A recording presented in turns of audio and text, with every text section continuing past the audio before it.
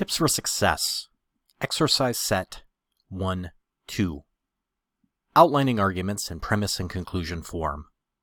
From A Workbook for Arguments by Morrow and Weston. It's often helpful to outline arguments in premise and conclusion form. This involves several steps.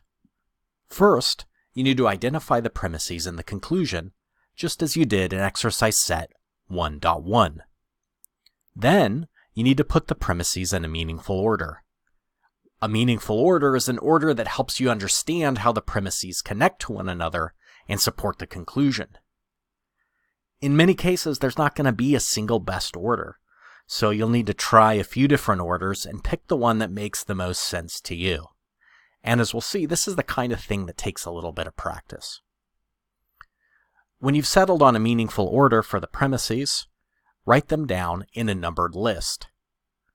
It's helpful to make each premise a complete statement, replacing pronouns like him or it with the names of the people or things that they stand for.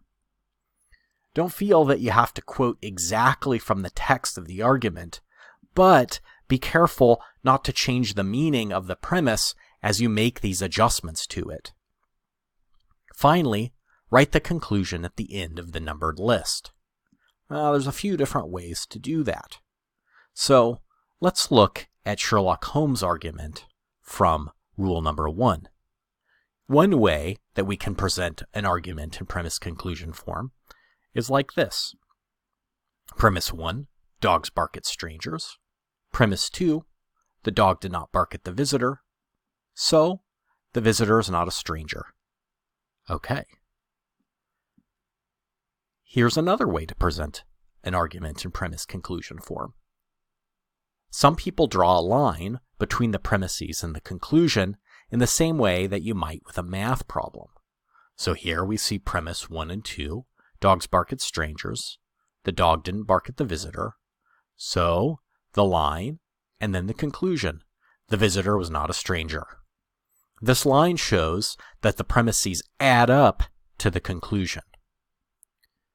And here's a different way, again, to present an argument in premise and conclusion form.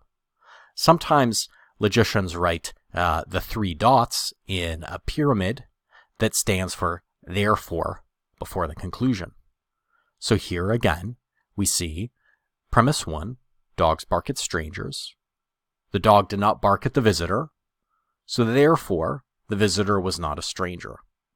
Now, I'll leave it to you to choose which of these versions you like the most.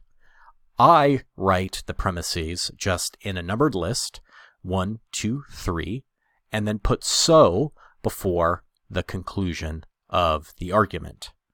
But you can do whichever one speaks to you the most. It doesn't matter to me. Part of why I choose the one that I choose is because it's easy to type. But again, pick whichever method you like the most.